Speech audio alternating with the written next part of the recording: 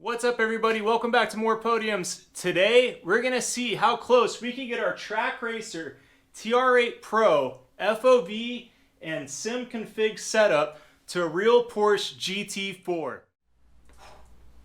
All right, we're here at the Chicane Club and we are standing next to a Porsche 718 GT4 Club Sport. This is exactly what you are racing whenever you are in iRacing. Thankfully, we got good friends in good places, and we are here at the Chicane Club, and they have one parked right inside of their shop. So what I want to do is I'm going to take you guys through all the measurements from inside this exact cockpit right here with my 6 foot, 190 pounds. I don't know what that goes into kilos. I don't know, that's probably around like 75, 72 kilos into where, how does that look for me? What settings do I have? How far is the seat from the ground? Where does the angle of my knees look like? I know that Daniel Morad and other creators have done videos like this. I tried to replicate it myself, but I drive a truck and a van in real life, not whenever I'm iRacing or sim racing, and I could not get my rig to match those dimensions. So we're going to use this moment to see how close can I actually get. Alright, y'all, so we got the handy dandy ruler and our iPhone, and here we go. These are things that you're going to be seeing, and what I wanted to see is what are some universal measurements that you could use to understand if your sim rig is as close to the Porsche 718 GT4 that you're racing and iRacing, wrecking out turn one because you're dive bombing it. How can you get that as close to real life as possible? So, the front seat from the floor, if you're using standard American units, which is not standard everywhere else, you're at 8 inches. So from base of floor to the top of the seat, 8 inches. Going through with our level here, your butt is going to be at 19 degrees. Up here at the front, we got 21. So you can tell by the padding, Greg had called this one out, depending on your padding or how much culo you got, depending if you're here in South Florida, how much butt you got. This one's sunk down a bit at 21, 20, and this one's at 22 degrees. Next up, you see a lot of people, Greg was going through and showing you how you can do the steering wheel yoke kind of as you see it. Right now, we're at a negative 11 degrees, which means it is actually pointing up. Earlier, before we were filming, it was at negative 15, so somewhere in that range.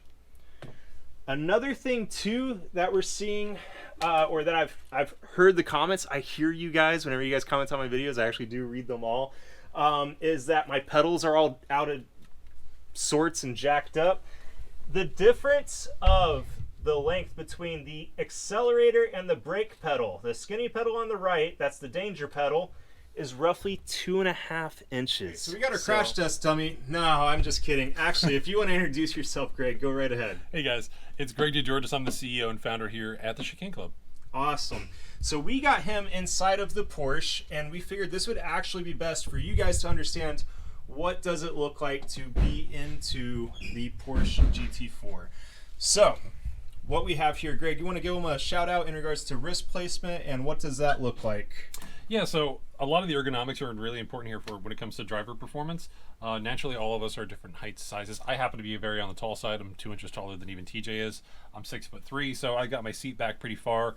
One of the first things I usually want to figure out is getting the seating position relative to the pedals, depending on how, again, in a race car world, sometimes you can move the seat, sometimes you can move the pedals and the wheel, and some combination of those two. So usually I'm looking for about minimum a 90-degree angle on my left foot specifically. Or my left leg at my knee. Usually we want something around 110, 120. That's best for having the good mechanical strength in our leg to press the brake pedal with a lot of control all the way down here. You want me to hold that? Check that out. Check so that that's out. With brake pressure. Okay. And then as I release and we come off, we're usually somewhere about there. Yep, and an iPhone kind of fails us on that one, but one of the common mistakes that I see a lot of the time is that people are way too far away from the pedals. Fortunately, I'm all the way back in this car, but imagine if I really jack myself back here. People go like fully straight leg. It's really hard to control your brake pressure when your leg is almost in a locked position. So that's where usually you try to slide your butt a little bit more forward. You pick up a little bit of angle in here, and you have a lot of strength in your leg to really push on the brake pedal. Next thing we look at, once we're in a comfortable position with our legs relative to the pedals, steering wheel. Most modern race cars, we have the ability to go, we can go in and out telescopically, as well as up and down.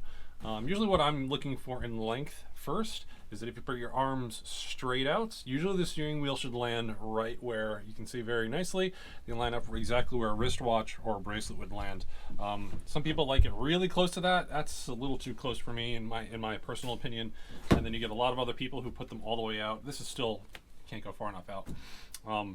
But then your arms are totally straight and you're driving straight arm. It's very hard to control. So I usually like a little bit closer to me. Again, right about where a wristwatch lands. In terms of height, that's, again, it's going to depend from car to car and sim to sim and preference to preference. Obviously, you don't want to block anything on your dashboard view of what's in front of you. You don't want it low where the wheel's going to bump into your legs, your knees, anything like that. Obviously, we have plenty of space, so I honestly could probably go even a little bit lower in this Porsche, probably right around here for myself. I've got great visibility on the dash, out the windshield, and my hands are in a really nice place here. Pretty much it. I think we got butt position, how close you are to the ground, how far you're leaning back. Greg went over how you judge your wrist, because everybody's different. I got long arms, people. I'm good at rowing, not good at running. We got the difference here about the pedals.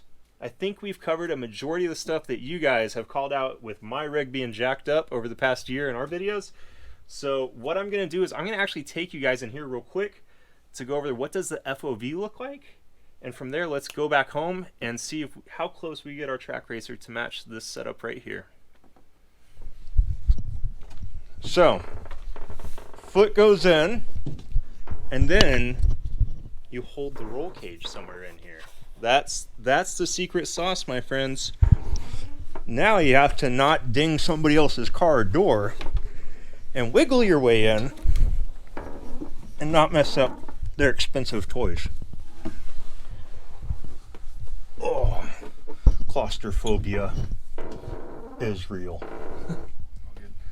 All right, so we're inside the Porsche right now, and this camera is pressed to my face. So this is your FOV. So if you want to look left, this is all that you've got. If you're looking right, I'm actually boinking the side of the headrest here, but I cannot see that right side mirror. So I thought that my FOV was all jacked up whenever I'm looking through, but if you're driving, this is pretty much all you get with like looking with your head.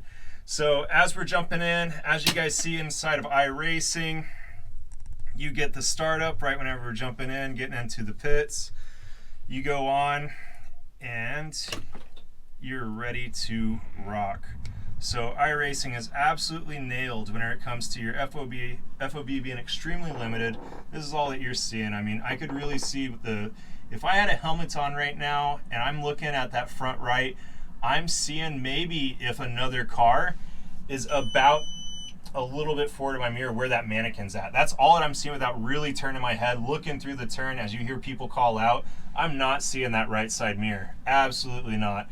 Not even with triples. I think that might be like a little bit where like you got to turn your head about 45 degrees, but this is what you're seeing if you're sitting inside of a Porsche GT4 that you see inside of iRacing. This is what you got. If you're trying to make your FOV seem or ask, is this real?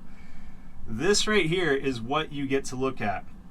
Also, whenever you have that mirror, this one has an aftermarket, larger, what'd you call that, Greg?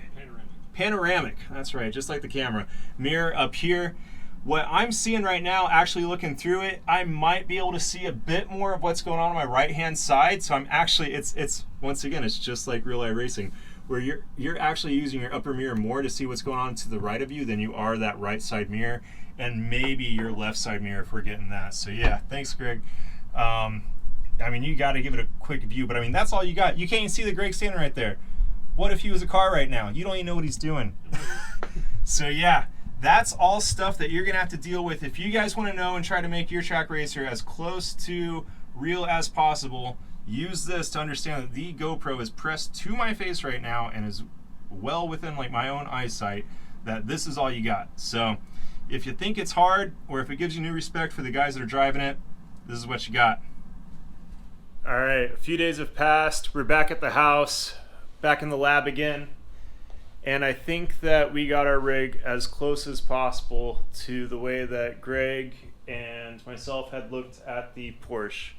So we couldn't get everything one for one, there's some things in here that I had to compromise on.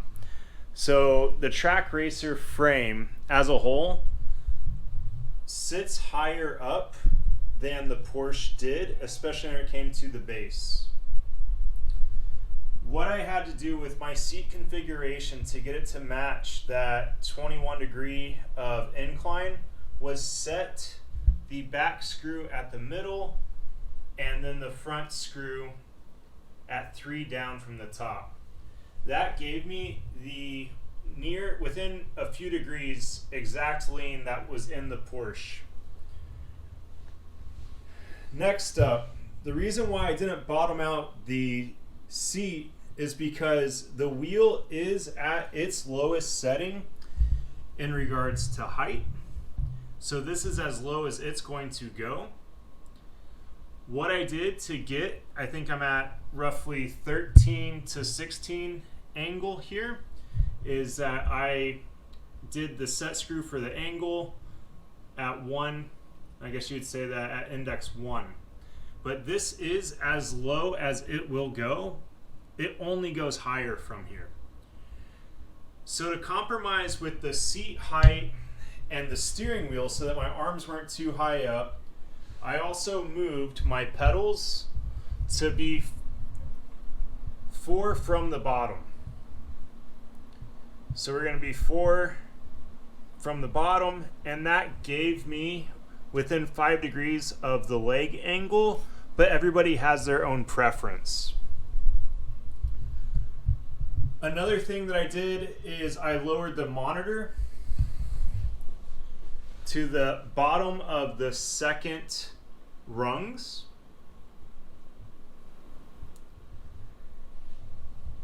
And that is as close as I could get the angles for the actual seating position. I do still feel like I'm higher up than what I was in the Porsche. Like climbing into the Porsche, I felt like I was essentially just going to go sit flat on the ground. It was as hard to get into as what the rig is with the handbrake and the shifter with the roll cage, but overall I do feel like my feet are not, I'm not as bottomed out, I'm not as parallel as what I was in the Porsche. Like I felt like I was much more parallel. What I would say the limiting factors to that one was actually my preference with the wheel, because the wheel is as low as it will go right now. If this wheel could have gone lower by, let's say 2-3 inches,